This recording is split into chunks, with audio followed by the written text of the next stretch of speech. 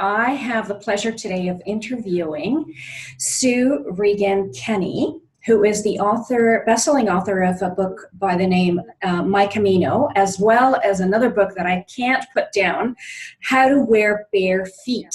And it's all about the barefoot movement. Thank you for joining us, Sue.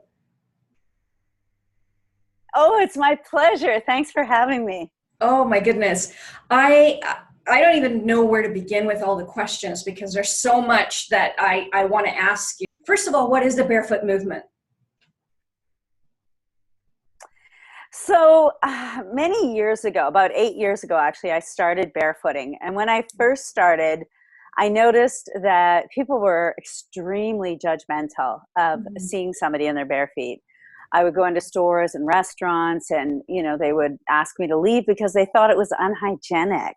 Oh, wow. I mean, it's okay that we, touch a railing and we, shake somebody's hand and, wipe our nose or whatever, and that's okay. But my feet don't touch any other person. It's not unhygienic to be barefoot. Right.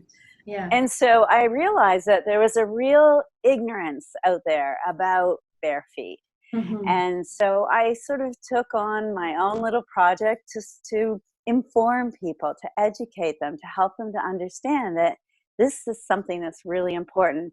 So the barefoot movement is a group. There are several people out there sort of in the world who are all on the same mission to really help people to understand the importance of being connected with Mother Earth and also all the benefits of barefooting. So it's become a movement where people are joining in and, running out in the snow and putting their bare feet in the snow and sharing their pictures and learning to overcome that fear. Yeah. So one thing that I found very interesting about this, because it's not the first time that I come across the barefoot movement, but just overall the science behind it and the medical benefits that go into walking barefoot. I actually hadn't made the connection between wearing shoes and our downgrading in health over the years. So if you can talk a little bit about the history of shoes even, that would be fantastic. Yeah. Well, the thing is, if you think back to our ancestors or you think back to the First Nations people and whatever we've seen and learned, they wore moccasins. And, the oldest moccasins are like 5,000 years old or something like that. But the thing is, they only wore moccasins when it was in an extreme condition. The leather was precious, okay? They only took from the earth what they needed. They didn't just take as much as they wanted. They took what they needed and they left the rest. And so they only took the meat that they were going to eat. So that in turn meant there was only a certain amount of skin. So those moccasins were cared for and treasured because often you had them for a good part of your life. Whereas today, I mean, look at what we do with shoes. How many pairs of shoes does each person own? And how many times are we throwing them out, wearing them for a year and then throwing them out? So that's just one thing that, that is really apparent to me. But the other thing is that once you start to understand what your feet actually do for your entire body and for your brain, then you understand why we shouldn't be wearing shoes. So I think what happened over time is I did hear a story once that there was a king a long time ago in the 1800s who was quite short. And because he was short, he wanted to be taller. And so they built special shoes for him with heels. And so it was actually men that wore heels first. Yes. And then women started wearing heels because what happened was men gave us the idea that we were sexy, that we looked good when we had heels on. And and even to the point where what are those shoes called? Louis Vuitton? Am I saying it right? The Louis Vuitton shoes with the red sole. I read a quote once that he said that the reason that he liked women in heels is that it slowed them down so that he had more time to look at them. So you know, what that says is it's, you know, we've been encouraged to deform our feet as women and to be in pain and to walk slower and to, you know, stumble through, all for the sake of, you know, looking good and looking sexy. So it's interesting when you start to look back at things like that. And then you look at Nike in the 70s, you know, what they did was really cruel and unusual punishment, because they sold us on this idea that in order for our feet to work properly, to not overpronate or underpronate, we had to buy special shoes, running shoes that had all this support and that were designed to help us not pronate. When in fact, we need to pronate in order to walk properly. If you wear shoes that have a lot of support, then the muscles in your feet, if they're not being used, they will atrophy. Any muscle, anything in your body will atrophy if we don't use it. So here we were buying shoes that actually encouraged our feet to, the muscles in our feet to atrophy. And 1/4 of all the muscles in our body are in our feet. So, you know, we have sort of the athletic approach to wearing shoes. We have the historical approach for women in particular. And then obviously shoes became, you know, a measurement of status.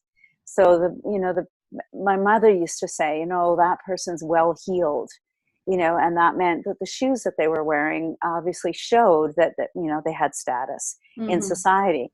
And, you know, she was raised with that idea. Even I was, you know, I loved shoes. I spent a lot of money on shoes in my life and had a lot of pairs. And now, you know, now I understand that I don't want to, you know, subscribe to slowing myself down so that, you know, I can be watched, or, you know, allowing my feet to actually become weaker and to become deformed in shoes.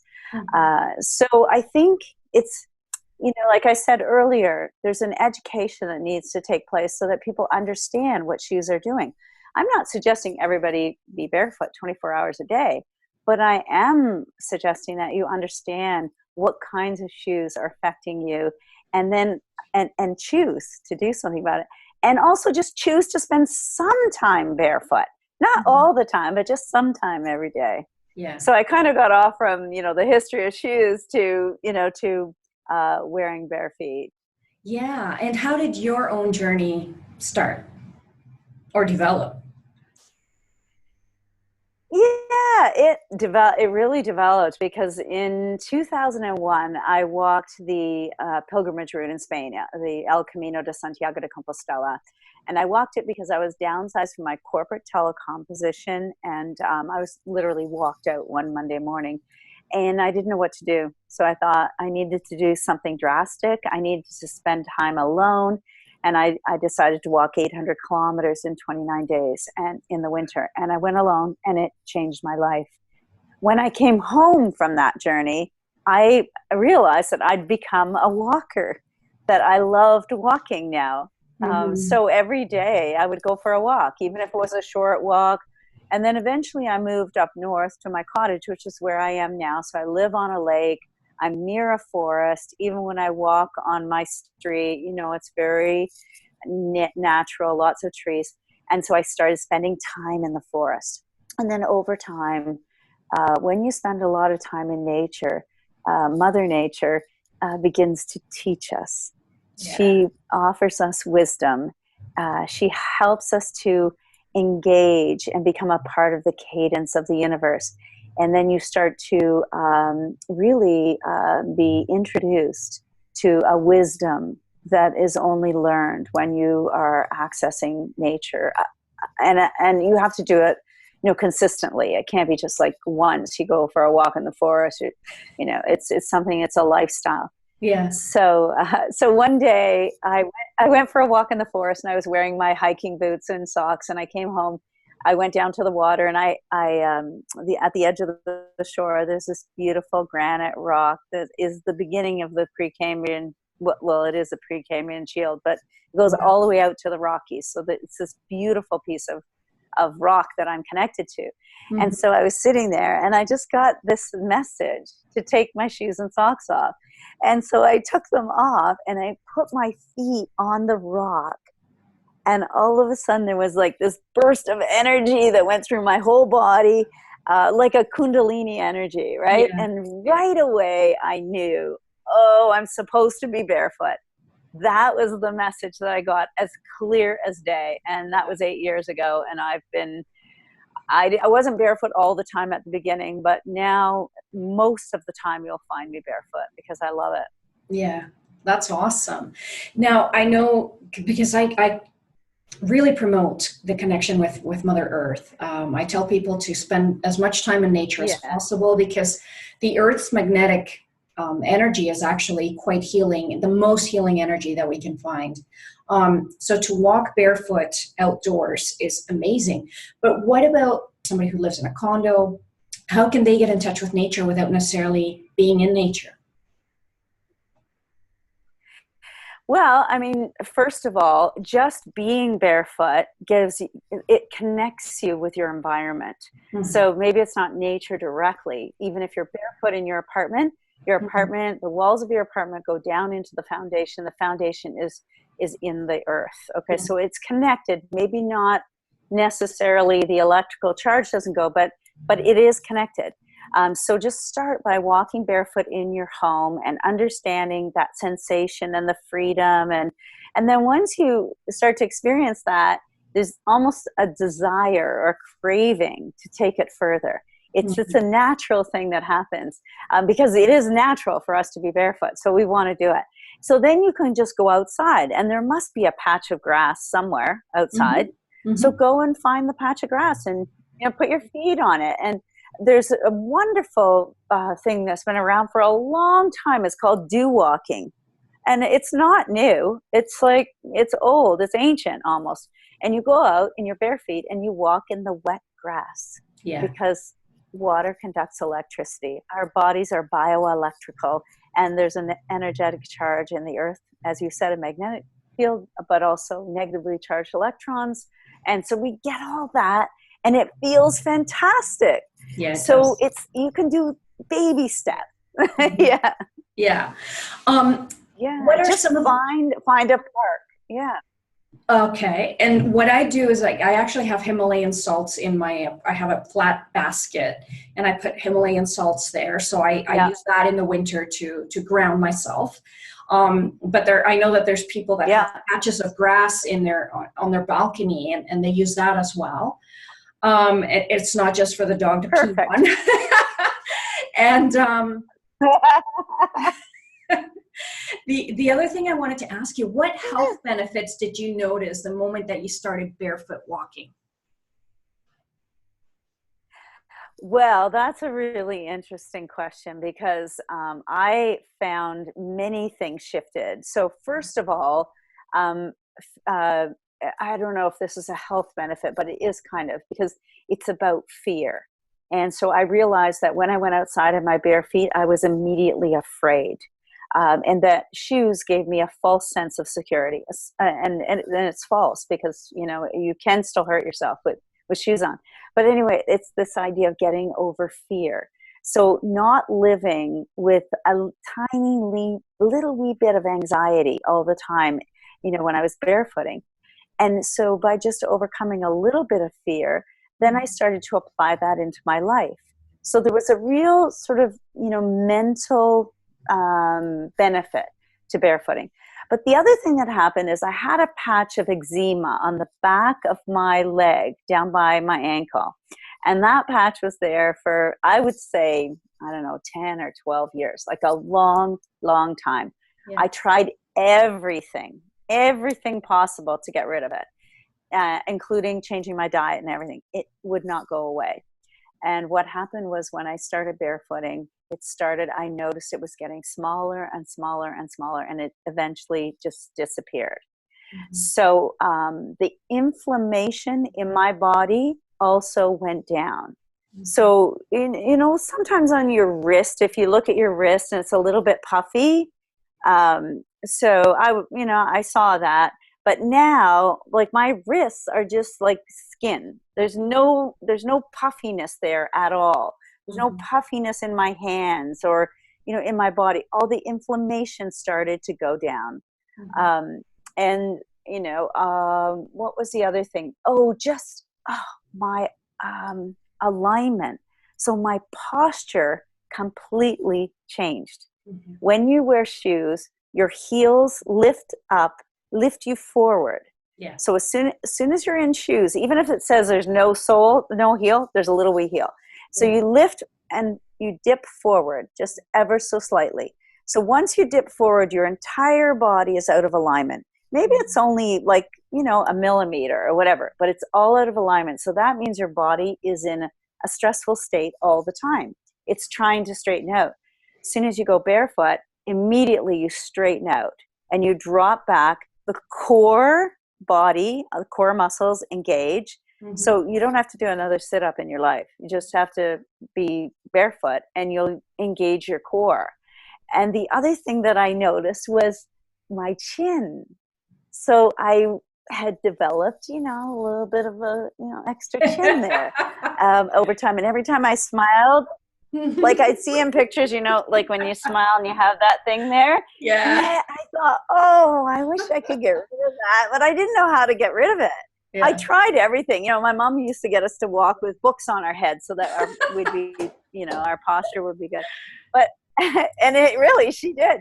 And so what I found was that because my shoulders dropped down, my back straightened out, now I'm stacked. Okay, so my shoulders are stacked on my hips are stacked on my knees are stacked on my ankles, and now I'm perfectly straight. What happens is the chin drops back into the place it's supposed to be, and the double chin disappears.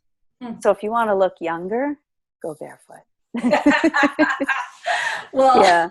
You do look fantastic. So you're definitely a good testimonial for it. I'm just amazed. Well, believe me, I had a double chin before. I saw a moose one day in the forest too, and that's a scary encounter because they are big. Very territorial as well, especially during mating season. They are. Yeah, exactly. I know that the barefoot movement has grown beyond your wildest dreams. I mean, you left the corporate world and then began this movement, and now you actually produce barefoot wear. How do you call them? Barefoot shoes. They're so barefoot. Bare bottom shoes. Yeah, bare because bottom they shoes. Have a sole. No, they don't. Barefoot shoes. Yeah. Okay. And they're awesome. I went out to your website and I checked them out. They look fantastic. Where do you sell these? Do you attend trade shows or? So when I first designed the shoes, I designed them because I would go, as I said, into stores and restaurants and be asked to leave. And I'm not the kind of person that likes to be confrontational. I'm not going to stand there. I'm not going to carry a placard around. I'm just not that way. I'd rather get my message across another way. And so rather than standing there and arguing with them, I would just leave. But I was embarrassed. I was actually embarrassed to be walked out of a store.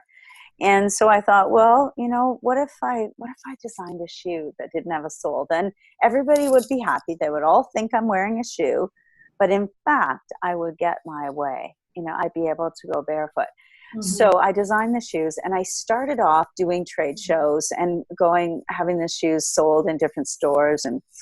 But the thing is, Gabby, if you're going to sell a lot of shoes, probably everybody said go to China, have them made in China. They'll be made really cheap, and then you can make. And I was like, no, I don't want to make shoes in China. I want to keep them here in Canada. And I want to offer them to people as a locally made product. And so as a result, I had to pull them out of stores. And I still do some trade shows, but I've stopped a lot of them because the cost of doing it is, it's quite expensive. Yeah. So I just sell them online. And awesome. People, it's all through word of mouth. And believe it or not, most of my sales come from Europe. You know? Wow. And Yeah. I'm not even there, like people, yeah, yeah, they just hear about it, and one person tells another person. And Mhm. in Europe, they have a really different understanding of the value of land and of being connected to the land, Yeah. because there are more people that have to share the land. Hmm.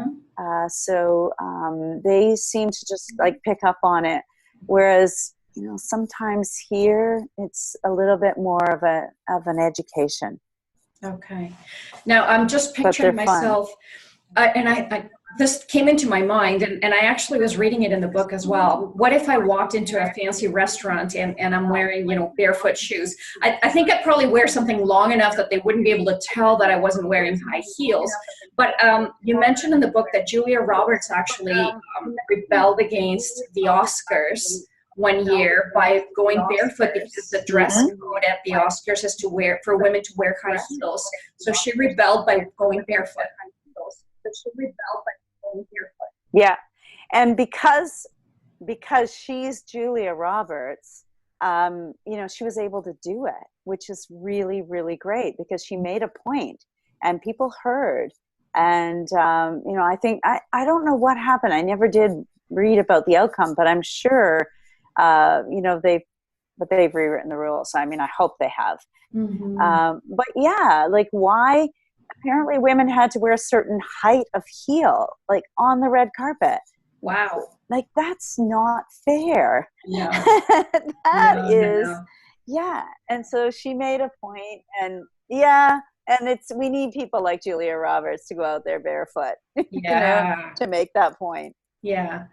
Well, that's Yeah. fantastic. Thank you so much for sharing your experience with us, Sue. If people want to contact you, what is your Facebook handle and the website address and any other contact information you want to share with us? Sure. My website is suekenny.ca, or .com. Actually, we'll get you there as well. Mhm. And on Instagram, I'm Camino Sue, because I love the Camino, and I take groups on the Camino.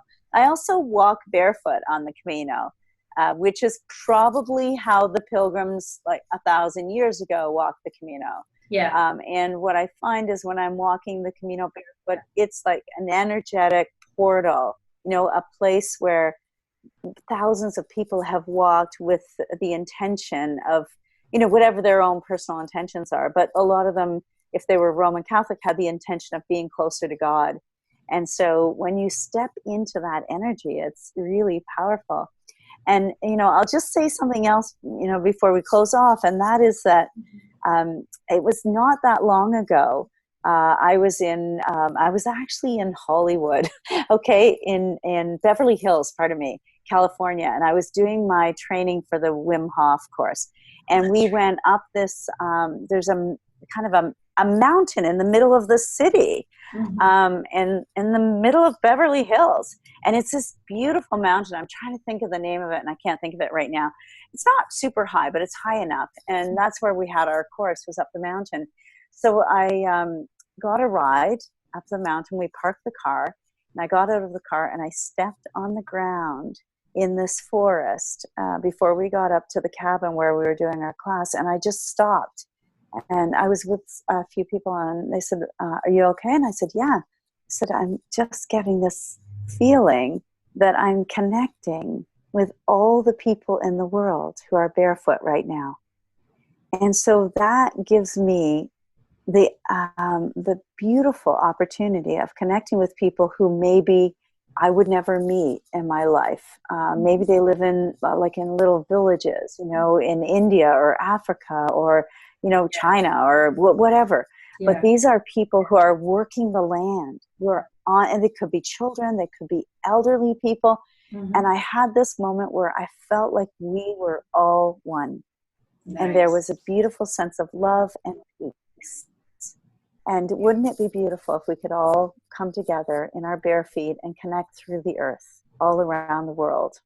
So maybe one day we'll see that. Hopefully. So, and there is yeah, there is a Facebook page too called the Barefoot Movement. So people can check for updates and research and different things, and also comment and share their photos so that others can be inspired by, by their photos. Awesome. Now, you mentioned the Wim Hof method. You also do workshops. I know that this past weekend I couldn't attend it, but you also do workshops on the Wim Hof method, which is, I'll let you explain it, but it's a breathing exercise or technique. Yeah, it's actually, they call it 3 pillars. So there's the breathing, there's it's called willpower, which is extremely powerful, and then gradual cold immersion, or just blunt cold immersion, like just getting into an ice bath.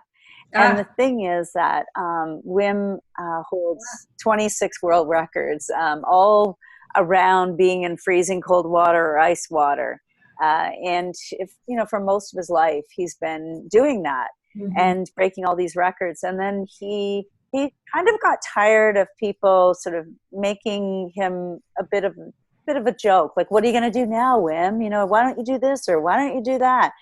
And so he said, no, he called in the scientists and he said, come and, test me, see what happens when you test me. And they found out that, in fact, through several research projects, they've now determined that through this method, we can access our autonomic nervous system. We can begin to heal ourselves. And we also have the ability to control that, or command. If we command our breath, we command our mind. If we command our mind, we command our body. And so through that, he teaches that the cold is, he says, the cold is his warm friend. And I say that the cold shows us aspects of ourselves that we never thought were possible to see. You will see your authentic self in the cold, and using the breath work. So I've totally embraced it and become a certified instructor, and I've been doing courses since the end of December, and it's changing lives. I'm watching it happen right in front of me. So so if anybody wants to know anything at all about that, they can reach out to me, and ask any questions at all, or I can send them the link to the workshops. But yeah, it's pretty powerful. Thank you so much for that. Well, I would love to spend a lot more time with you, Sue, but I'll let people contact you directly for more information. And thank you again for sharing this. It's been really enlightening just to read the few pages that I have been reading of your book. And I look forward to, hopefully in the very near future, take a Wim Hof method training with you. Oh, I would love that. I would absolutely love that. And thank you so much. And thank you for everything that you're doing in the world, and sharing stories and contributing so much. That's really important as well. Happy barefooting. Thank you. Talk to you soon. Okay. All right.